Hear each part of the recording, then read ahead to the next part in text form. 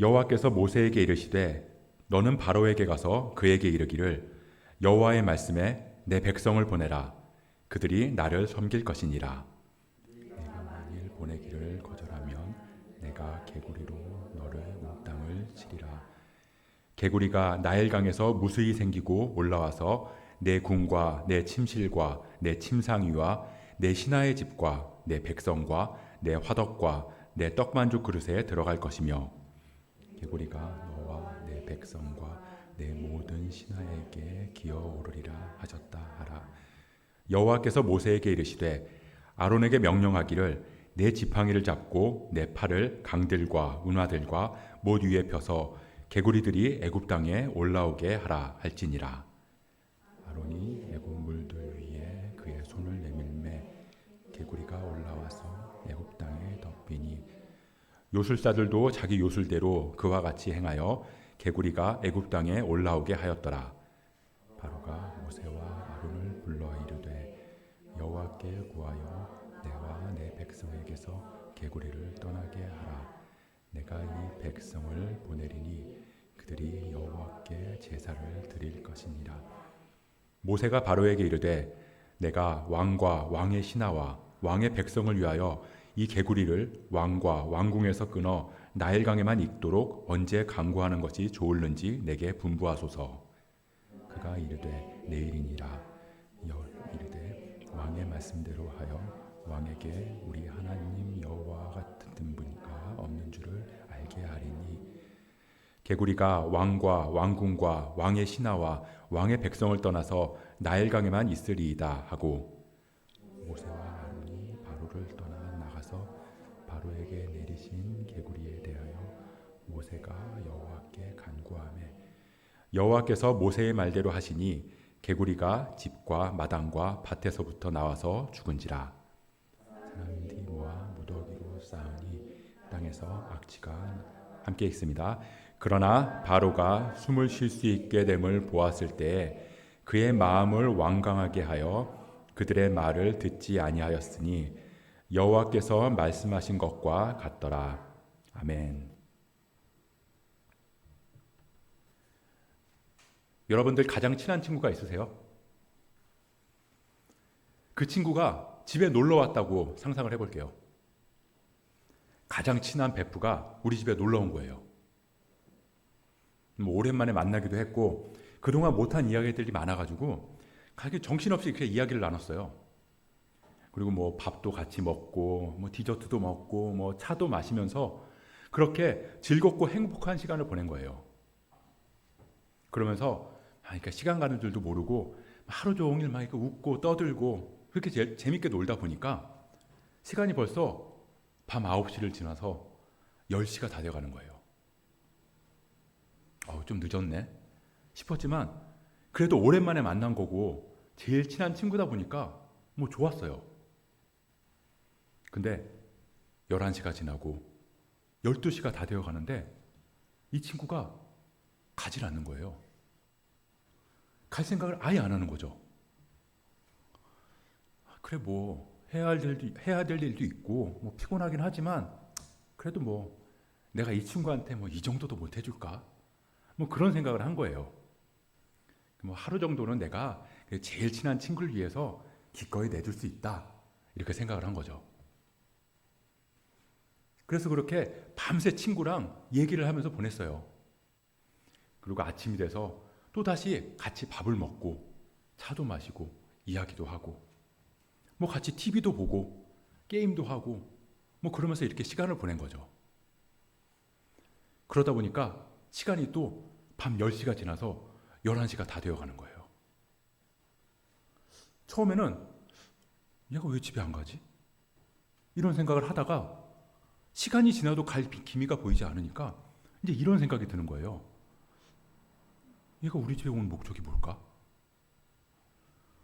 혹시 다른 이유가 있어서 우리 집에 온 거 아니야? 도대체 왜 갈 생각을 안 하는 거야? 아니 뭐 그렇다고 즐거워하고 행복해하는 그 친구 앞에서 대놓고 야 너 이제 그만 집에 가 라고 얘기하기도 조금 미안하기도 하고 그럼 어떻게 해야 될까요?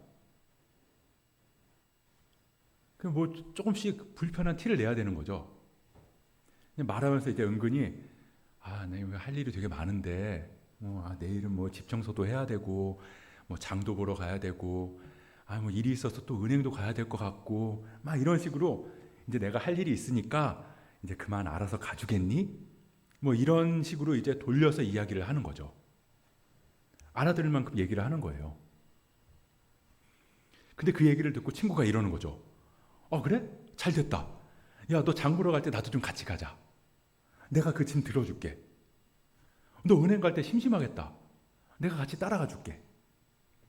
야, 집안일 할 때 필요한 거 있으면 말해. 내가 도와줄게. 이런 상황이라면 여러분들은 어떠시겠어요? 너무 싫죠. 아무리 친한 친구, 아무리 오랜만에 만난 친구라도 이 선이라는 게 있잖아요. 내 삶을 침범해 오지 않는 선에서 어느 정도 범위까지나 친하면 친한 거지. 그 선을 벗어나서 내 삶의 경계 안으로 넘어 들어오면 견디기 힘들고 불편해져요. 그래서 이 친구가 빨리 가야 내가 뭐 청소도 하고 빨래도 하면서 이렇게 밀린 집안일도 좀 하고 그리고 좀 누워가지고 편하게 쉬기도 하고 뭐 그럴 거잖아요. 근데 가족은 안 그래요. 같이 있다고 해서 빨리 갔으면 좋겠다는 생각을 하지 않잖아요. 뭐 가긴 어딜 가겠어요. 뭐 기껏해야 뭐 학교 가고 직장 갔다가 다시 저녁이면 돌아올 텐데 뭐 갈 데도 없겠지만 뭐 가족은 매일매일 밥도 같이 먹고 같이 생활하는 게 당연하고 매일매일 같이 있어도 불편하지 않고 행복할 수 있으니까요. 뭐 물론 애들처럼 뭐 티격태격 하면서 뭐 같이 있는 게 보기 싫을 때도 있지만 그래도 가족은 기본적으로 같이 있어도 불편하지 않다고요. 근데 친구는 친구로 있을 때 친구지 친구가 가족이 되려고 하면 문제가 생긴다는 거예요. 우리는 지금 하나님께서 애굽에 내리신 10가지 재앙에 대해서 보고 있습니다. 지난 시간에는 나일강과 애굽 온 땅의 물이 피로 변한 재앙에 대해서 살펴봤어요. 이 나일강이 애굽 사람들한테는 생명을 주는 곳이었잖아요. 그래서 나일강을 생명을 주는 신으로 믿고 따른 거죠. 근데 거기에 진짜 생명의 근원인 피가 가득하니까 정작 그들이 생명이라고 믿었던 곳이 죽음으로 변한 겁니다. 반면에 이스라엘 사람들한테 나일강은 죽음이었어요. 바로가 장자들을 다 나일강에 갖다 버렸잖아요. 그렇게 죽음 가운데 있던 이스라엘에 생명의 피가 부어졌을 때 그들에게는 참 자유와 생명이 임하게 되는 거죠. 애굽은 피를 흉내내서 만들 수는 있었지만 생명을 줄 수는 없었어요. 거기에 진짜 생명의 피가 들어갈 때 오히려 썩어서 부패하게 된 거죠. 오직 그리스도의 피, 그 보혈의 피가 우리에게 주어질 때 죽음 가운데 거하는 우리에게 생명이 주어진다는 걸 우리는 지난 시간에 살펴봤습니다. 그리고 오늘은 두 번째 재앙, 개구리 재앙이에요. 이 10가지 재앙이 애굽이 섬기는 신들이랑 관련이 있다고 그랬잖아요. 개구리 역시 애굽의 신들 중에 하나였어요. 이 개구리는 헤케트라는 이집트의 신인데요. 풍요와 다산과 번영을 준다고 믿었던 신이에요. 그러니까 개구리가 나를 풍요롭게 해주고 다산의 복을 주고 내 삶에 번영을 가져다 준다고 여겼던 거죠. 그래서 애굽의 벽화에서 개구리 모양의 벽화를 찾아보는 건 어렵지 않습니다. 여기저기 개구리 그림을 그려놓기도 하고요. 집집마다 개구리 모양의 조각상이 있었어요. 모세랑 아론이 바로를 다시 찾아갔습니다. 이 나일강 피재앙에도 마음이 완악해서 말을 듣지 않던 바로한테 여호와의 말씀대로 이스라엘 백성을 보내라 라고 얘기해요. 그리고는 만약에 네가 내 말을 듣지 않으면 내가 개구리로 너의 온 땅을 다 칠 거야. 그렇게 얘기합니다. 근데 바로가 생각하는 거죠. 이게 좀 이상한데? 아니, 개구리는 좋은 건데 풍요와 다산을 가져다 두는 개구리로 온 땅을 친다는 게 뭐야? 마치 지금 우리로 바꾸면 이런 거예요. 너 내 말 안 들으면 내가 너 돈으로 혼내줄 거야. 돈줄 내줄 거야. 내가 돈벼락 내릴 거야. 뭐 이런 의미랑 비슷하게 들리지 않았겠어요? 이거 지금 뭔 소리 하나.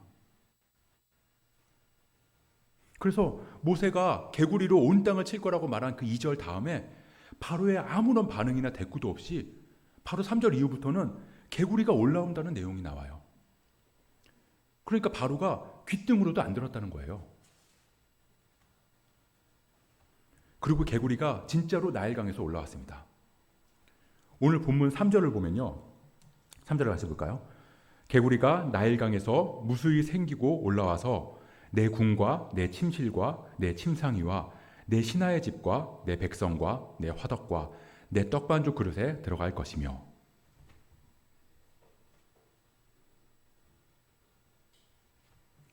개구리가 침대 위랑 이불 위에 가득하다고 상상을 해보세요.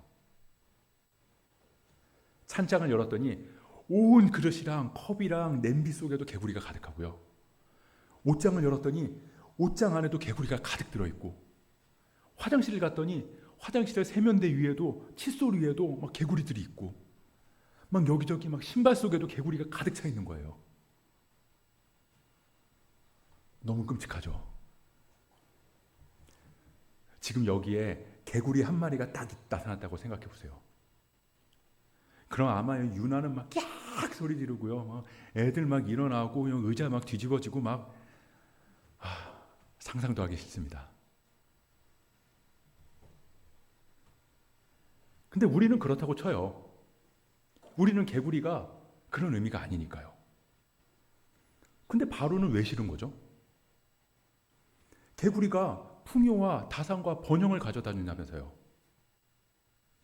그래서 궁 안에도 얼마나 많은 개구리 조각상들이 있었겠냐고요.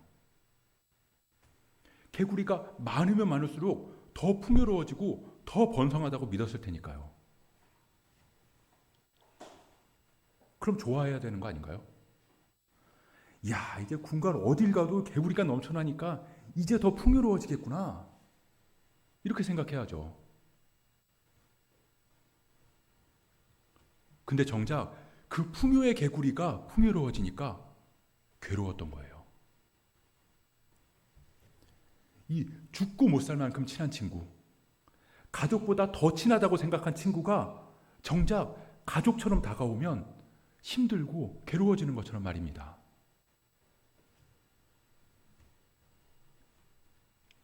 우리는 우리를 풍요롭게 해준다는 것들을, 우리를 풍요롭게 해준다고 믿는 것들이 있어요. 가장 쉽게는 돈이겠죠. 그리고 어떤 사람들한테는 학벌이 되기도 할 거고요. 또 누구는 직함이나 타이틀이 되기도 할 거고, 어떤 사람들한테는 인맥이 되기도 할 거고, 심지어 어떤 사람에게는 자녀가 되기도 할 거예요. 나를 풍요롭게 해주고, 나를 번영케 하고, 나를 높여준다고 믿는 것들. 근데 그게 정작 많아지면 풍요가 아니라 오히려 재앙이 될 수도 있다는 겁니다. 몇 년 전에 이 인플레이션 이야기라는 책이 출간됐는데요. 거기에 이런 말이 적혀 있어요. 가난한 사람은 통장에 돈이 없는 걸 불안해하고 부자들은 통장에 돈이 있는 걸 불안해한다. 이 부자들은 인플레이션 때문에 돈이 통장이 아니라 다른 곳에 있어야 한다는 말을 하는 거예요. 근데 생각해보면 이 말은 돈이라는 게 그만큼 불완전하다는 걸 보여준다는 거죠. 보통의 사람들은 자신이 돈이 넉넉하지 않다고 생각할 거예요. 보통은 나 부자야 이렇게 생각하는 사람이 거의 없다는 거죠. 그냥 늘 부족하고 가난하다고 생각하곤 하는 거예요. 그래서 통장이나 지갑에 돈이 조금 줄어들면 굉장히 불안해한다는 거죠. 근데 정작 그 돈이 많은 사람들, 돈이 많아 본 사람들은 안다는 겁니다. 그 돈이 얼마나 불안전하다는 걸. 그래서 그 돈이 자칫하면 재앙을 불러올 수 있다는 걸 말이죠. 돈은 제어할 수 있는 게 아니라는 걸 아는 거예요. 이 대공황같이 손을 쓸 수 없을 정도로 재앙이 돼서 우리를 칠 수 있다는 걸 돈이 있는 사람들은 안다는 겁니다. 이 팀 켈러 목사님이 내가 만든 신이라는 책에서 이렇게 얘기하더라고요. 요즘 시대 사람들은 우상 숭배라고 하면 나랑은 관계없는 얘기라고 생각을 한다는 거예요. 보통은 뭔가 목상이나 석상을 깎아놓고 거기에 절하면서 그걸 믿는 거라고 생각한다는 거죠. 근데 우상은 그런 게 아니라는 거예요. 그 책에 보면 이런 말이 있어요. 우상이란 우리 삶에 아주 중심적으로 본질적이어서 만약 그것을 잃게 되었을 때 우리 삶 자체의 의미가 사라지는 것을 말합니다. 무슨 말이냐면 우리한테 중요한 거, 삶에 꼭 필요한 건데 그걸 잃어버리면 큰일 날 것 같이 생각되는 게 있다면 그게 우상이라는 거예요. 예를 들어서 돈이다. 그러면 그 돈이 없으면 큰일 날 것 같고 삶의 의미가 좌지우지되고 있다면 나는 지금 돈을 우상으로 섬기고 있다는 거죠. 마찬가지로 좋은 학교를 가고 학벌이 좋아지는 건 우상이 아니에요. 열심히 공부해서 좋은 학교 가고 거기서 하나님이 주신 재능을 키우는 거, 그건 좋은 거죠. 근데 학벌이 나를 풍요롭게 해주기 때문에 그래서 그게 없으면 인생의 루저가 되고 낙오되고 도태된다고 여기고 있다면 그러면 학벌이 우상이 된 거라는 거예요. 그래서 돈이 최고야. 일단 돈이 많아야 돼. 좋은 학교 가서 좋은 직업 가져야 높은 자리에 올라가고 그렇게 풍요롭게 살아야 누리면서 살 수 있어. 그런 마음을 가진 사람들은 우상을 숭배하고 있다는 겁니다. 교회를 다니고 있다고 해도 말이죠. 그리고 그런 수많은 사람들이 자신뿐만 아니라 자식들한테도 우상 숭배를 가르치고 있는 거예요.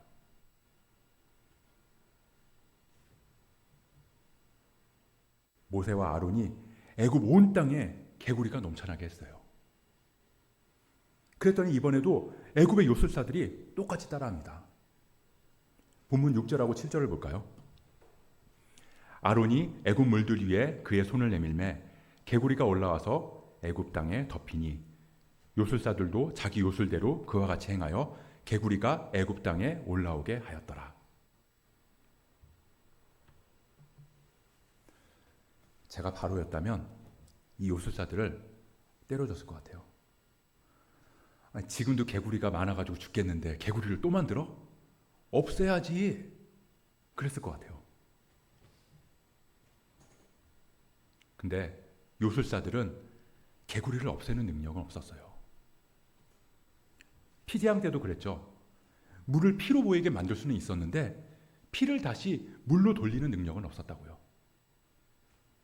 지팡이 기적에서도 모세의 지팡이가 뱀으로 변했을 때 자기들도 지팡이로 뱀을 만들었지만 모세가 만든 그 뱀이 요술사들의 뱀을 다 잡아먹었잖아요. 그러니까 요술사들은 개구리를 만들어낼 수는 있을지 몰라도 없앨 능력은 없었다고요. 심지어 개구리가 신이잖아요. 감히 신을 어떻게 없애겠어요? 신을 없애봐요. 그럼 당장에 우리 집에 풍요가 사라지고 빈곤이 오고 다산이 사라져서 대가 다 끊기고 그런 저주가 임하면 어떡하라고요? 그래서 애당초 없앨 능력도 없지만 없앨 수 있다 해도 없애지 못하는 거죠. 이 땅의 우상도 마찬가지예요. 돈을 우상으로 섬기는 사람들은 돈을 모을 줄은 알았지 쓸 줄은 몰라요. 돈을 쓰면 큰일 날 것 같거든요. 손해보는 것 같고 그러다 보면 망할 것 같으니까요. 그래서 악착같이 돈을 벌어서 모으지만 돈을 제대로 쓰지 못하는 거예요. 마치 요술사들이 개구리는 만들어내지만 개구리를 없애지 못하는 것처럼 말이죠. 돈 말고 다른 것도 마찬가지예요. 학벌, 직함, 인맥, 그게 우상인 사람들은 학벌이 사라지고 내 자리가 사라지고 인맥이 끊어지면 인생 자체가 흔들거려서 그걸 내려놓을 수가 없어요. 학벌을 높이고 직함을 더 달고 인맥을 늘릴 수는 있어도 그걸 내려놓고 자유할 수는 없다는 말입니다. 내 안에 우상이 있는지 아닌지는 그걸 보면 알 수 있다는 거예요. 아무리 나는 우상 숭배 안 해 그렇게 말해도 나만 인정하지 않을 뿐이지 그건 내 안에 우상이 있다는 거예요. 그래서 하나님께서는 우리에게 끊임없이 말씀하시는 거죠. 나 외에 다른 신을 섬기지 마라. 너희가 하나님과 재물을 겸하여 섬길 수 없다. 그럼 우리는 말하죠. 하나님 제가 언제요? 왜 출애굽한 이스라엘 백성들이 금송아지를 만들어서 그게 하나님이라고 섬기는 그 말씀을 보면서 우리는 말해요. 아니 이 사람들은 출애굽해서 홍해가 갈라지는 그 기적도 보고서도 어떻게 금송아지를 만들어서 섬길 수 있지? 정말 멍청하고 답답한 사람들이네. 우리는 그렇게 생각한다고요. 근데 그게 우리의 모습일 수 있다는 겁니다. 우리 안에도 금송아지가 있을 수 있다고요. 그게 눈에 보이냐 안 보이냐의 차이일 뿐이에요. 안 보이니까 오히려 더 악하고 음란하게 섬기는 거죠. 그래서 우리 죄를 음행하는 죄로 비교해서 말씀하시는 거예요. 예수님께서 책망하시는 것도 다 그거잖아요. 외식하지 말라고, 마음의 누룩을 주의하라고, 마음으로도 죄를 짓지 말라고.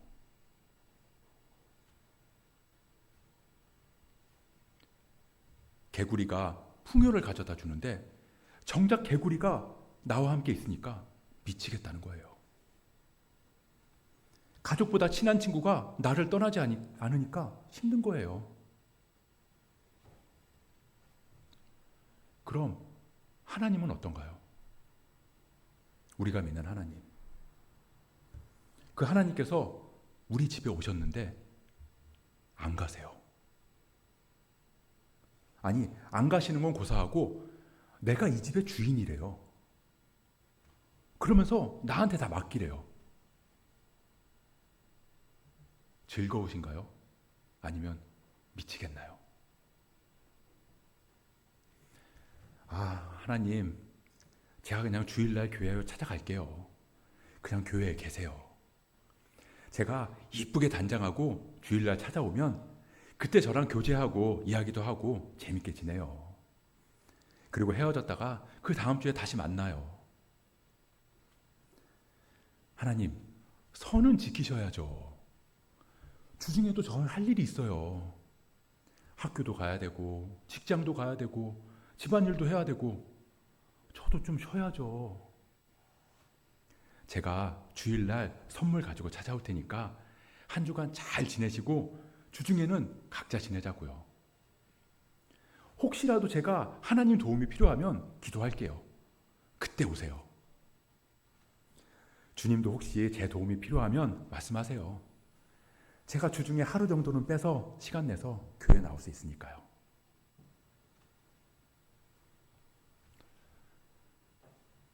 나일강에 가서 개구리를 섬기고 집에는 개구리 조각상을 가져다 놨지만 정작 그 집에 개구리가 가득하니까 제발 이 개구리 좀 없애줘 하고 절규하는 바로의 모습이 교회에 가서 하나님을 섬기고 집에는 십자가랑 예수님 그림, 말씀 성구들을 붙여놨지만 정작 하나님께서 내 안에 오셔서 나와 동행하니까 제발 내 마음대로 좀 살게 해줘 라고 절규하는 우리의 모습일 수 있다는 겁니다.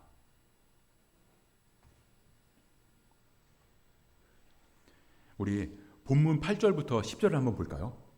출애굽기 8장 8절부터 10절 말씀. 우리 한번 한 목소리로 같이 읽어볼게요. 시작.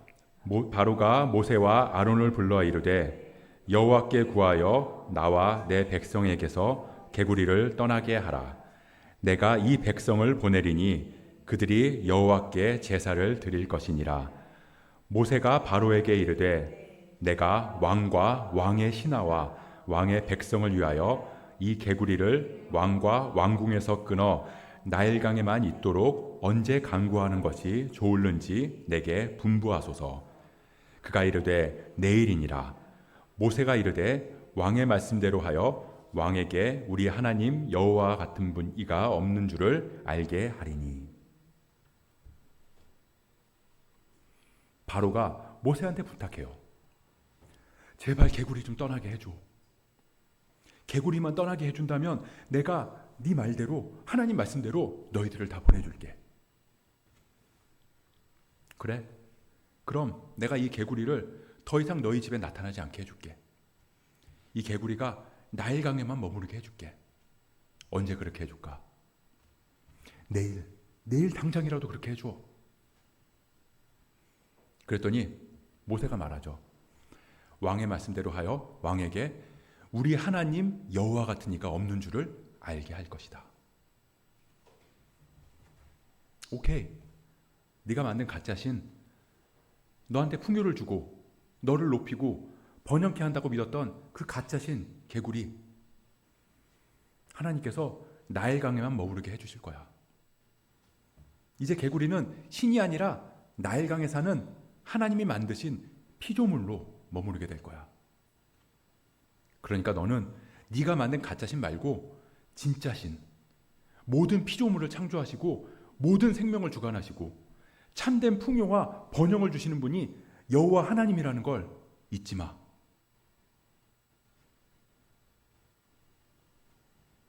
그렇게 개구리들이 집에서, 마당에서, 밭에서 나와서 죽었어요.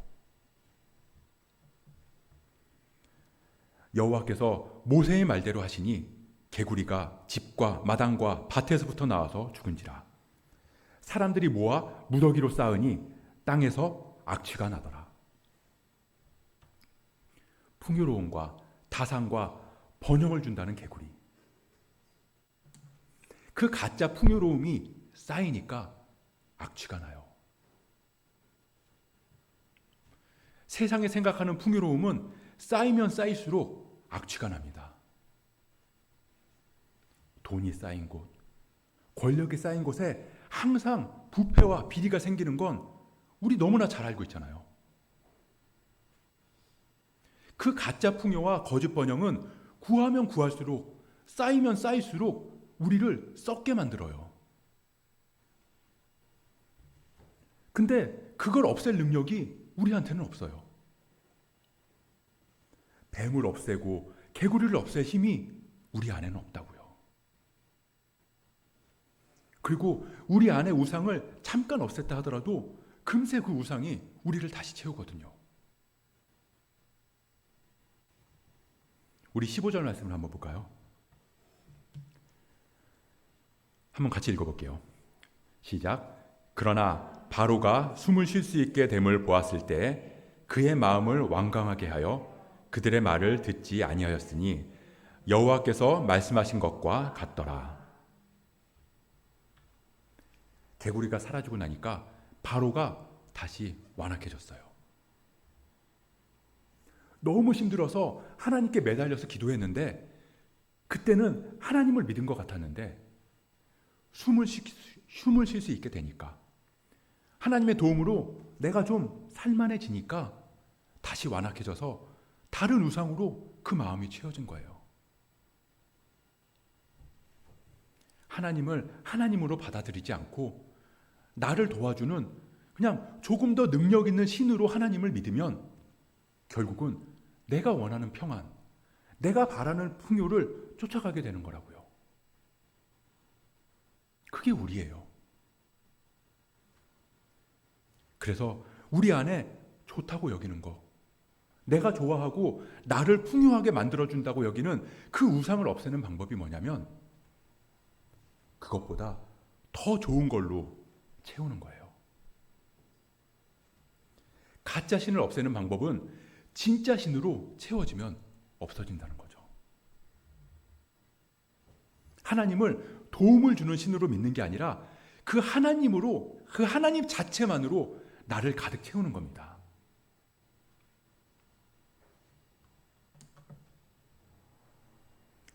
요즘 어딜 가나 이 비둘기가 골칫거리라고 해요.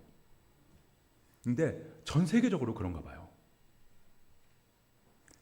이 대구 경북 쪽에 가면 가장 유명한 대학교가 대구 경북대학교인데요. 이 경북대학교에도 비둘기가 너무 많아서 골칫거리였다고 합니다.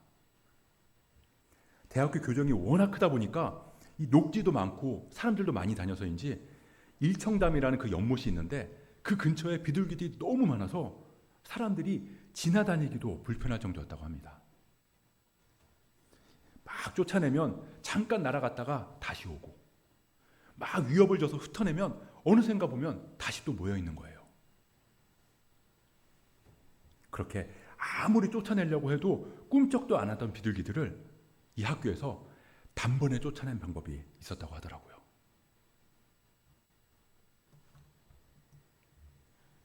매예요. 독수리과의 참매인데요. 이 매 한 마리를 호수 앞에다 데려다 놓으니까 이렇게 비둘기들이 지붕 위로 도망쳐서 호수 근처나 땅에는 단 한 마리도 못 내려온다는 겁니다. 수백 마리의 비둘기로 가득했던 그 호수 근처에 매 딱 한 마리 등장하니까 그 많던 비둘기들이 다 사라졌어요. 우리 안에 쫓아내려고 해도 사라지지 않는 우상들, 쫓아내면 다시 오는 비둘기처럼 우리 마음 안에 있는 그 죄악된 우상들,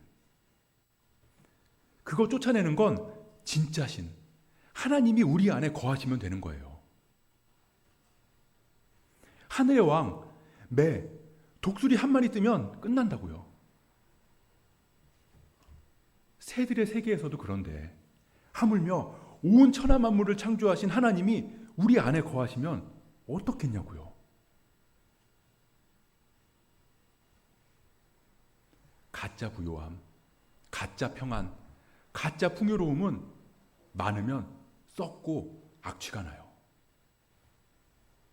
그럼에도 그 우상들을 우리는 쫓아낼 수 있는 힘도, 없애버릴 능력도 없지만 하나님이 우리 안에 거하시면 우리 안에는 진짜 부요함, 진짜 평안함, 진짜 풍요로움으로 가득 채워질 거예요. 그리고 그 부요함은 많으면 많을수록, 쌓이면 쌓일수록 악취가 아니라 향기로 가득할 겁니다.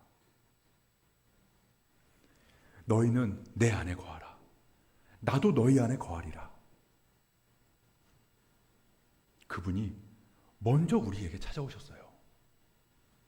그게 복음이에요. 우리가 주님 안에, 주님이 우리 안에. 그러면 주님은 더 이상 우리에게 손님이 아니에요. 잠깐 만나서 즐겁고 행복한 사이가 아니라 함께 있어야 행복한 사이. 가족보다 더 가족 같은, 아니 그냥 주님이 내가, 주님과 내가 하나가 되는 그런 사이가 되는 거죠. 풍요와 부요함 그 자체이신 주님과 함께라면 내가 가는 곳이 어디든, 내가 뭘 하든 주님이 나와 동행하는 게 부담이 아니라 행복일 줄 믿습니다. 그렇게 우리 안에 주님이 거하시는 행복, 그 주님과 동행하는 그 기쁨이 가득하기를 주님의 이름으로 축복합니다.